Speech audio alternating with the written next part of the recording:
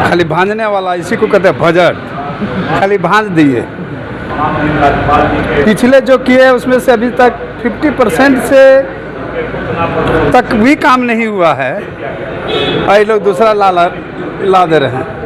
तो ठगने का काम कर रहे हैं झारखंड के लोगों के लिए। झारखंड के बढ़ते कदम को, जो पिछले 5 साल से बढ़ता कदम था, ये 3 साल में इन लोग का बजट जो है वो बजट है, भाषण का बुकलेट। शुरुआती में ही बजट का जो शुरुआती है वो किसानों के लिए है।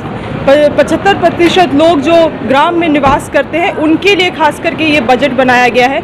चाहे वो केसीसी लोन माफ़ करना हो, या नए इरिगेशंस हो, या नए तालाबों का निर्माण हो, जीर्णोद्धार हो, बहुत सारी चीज़ किसानों के लिए इस बजट में है। और सब विशेष तौर से एक चीज़ आया है इस बजट में, वो है आंगनबाड़ी सेविकाओं का जो मानदेय बढ़ाया गया है। 800 नए आंगनबाड़ी सेंटर्स खुलने हैं। ये बहुत बड़ी उपलब्धि होगी सरकार की। बजट को निराशाजनक बता रहा है। निराशाजनक बताएगा, उनके लिए बहुत निराश की बात है। देखा नहीं आपने कैसे आंगनबाड़ी का मानदेय जब डिक्लेयर हुआ तो वो उठ के वॉकआउट कर गए। उनके लिए तो निराश की बात, ये कहाँ झूठ बोल रहे हैं वो। पिछला बार से अच्छा बजट है। क्या कुछ मिला खेल को? खेल को मिला है, पर्यटन को मिला है, सारा चीज़। मंत्री जी विपक्ष बजट को निराशाजनक बता रहा है। विपक्ष का तो काम है बताना। पिछला बार से तो ज़्यादा इस बार बजट है।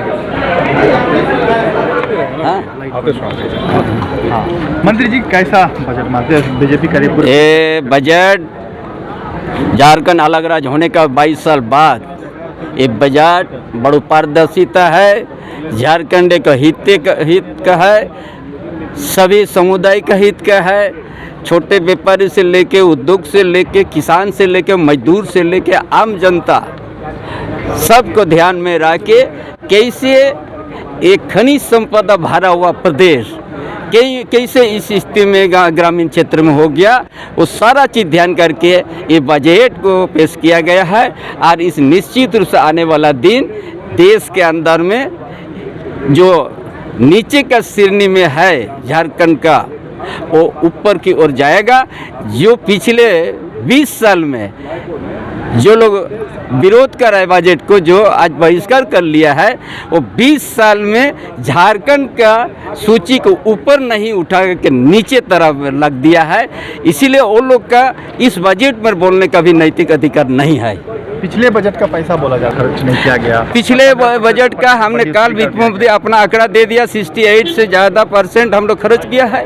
चंपाई जी और वो खर्च ना हम छिपा सकते हैं ना कोई छिपा सकता है, वो अपना दस्तावेज में है। चंपाई जी खाली बोलने से, मुंह से बोलने से नहीं होगा, उसका है दस्तावेज। 68% से ज़्यादा खर्च हुआ है। चंपाई जी विपक्ष बजट को निराशाजनक बता रहा है, झूठ का पुलिंदा बता रहा है। देखिए, वो तो 5 मिनट भी नहीं पढ़ा, किताब पढ़ा बोल दिया ये पुरिंदा है, जैसा लगता है आगे पढ़ के आया है। अरे पहले तो आप बजट तो देख लीजिएगा, सुन लीजिए अंत तक। अब तो अंदाज से बोलते जा रहा है। हम तो देखा, वो लोग पकड़ा ही है, वो कभी पलट के देखा नहीं क्या वहाँ भीतर में है, बोल दिया झूठ का पुलिंदा, बोल दिया ये बेकार है। ये इसका पास कोई मुद्दा नहीं रहेगा। जो बजट जो सामने आया उनका पास जवाब नहीं रहेगा, इसलिए धैर्य नहीं है, सच्चाई को सुनने का पास धैर्य नहीं है, इसलिए निकल गया। 60% पैसे खर्च हुए हैं, वह बजट के पैसे अगर जो बचे हैं, आप लोग जो कह रहे हैं कि पूरा पैसा खर्च नहीं हुआ, तो बजट में पैसे लूट लेगा उसको। नहीं, यह तो देश जिस सहजता के साथ हमारे सत्ताधारी दल के नेता कह रहे थे, आपके माध्यम से ही हम पूछना चाहते हैं कि आज के राज्य की जनता पूछ रही है कि आपने अपने घोषणा पत्र में, निश्चय पत्र में, पहला साल आपने कहा कोरोना आ गया, खजाना खाली है। जब मैंने विधानसभा के अंदर सवाल लाया, कहा कि भाई आप खजाना, क्या सही में राज्य का खजाना खाली है, तो आपने कहा, सरकार ने मुझे उत्तर दिया, कहा कि नहीं राज्य का खजाना खाली नहीं हो सकता है, कभी खाली नहीं हो सकता है। जब फिर रोजगार देने की बात आई यहाँ के विकास के बारे में, तो आपने क्या किया कि विधानसभा के अंदर जो है नमाज नीति ला करके यहाँ के रोजगार नीति को दबाने का काम किया। और जब देने की बारी आ रही है तो कह रहे हैं कि आप इन्होंने देखा नहीं।